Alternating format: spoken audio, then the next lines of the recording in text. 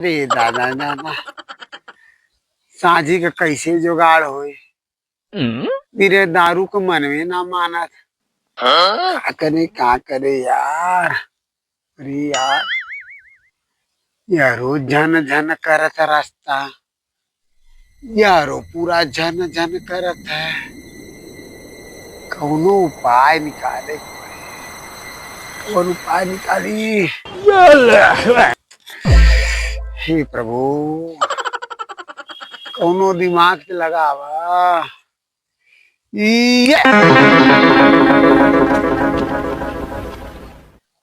काहे खिसियत बहलु जान ले बुका हो, बोल हमर सुगनी परान ले बुका हो।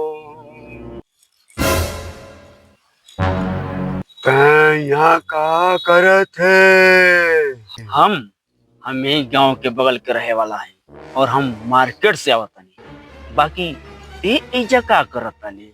हमके गांव वाले मार के फेंक दिए थे।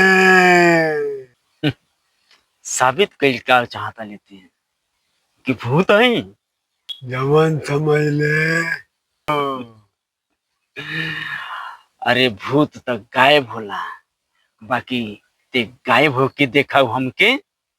कौन कहता है कि भूत गायब होता है। होला भूत गायब। मंगल भावानया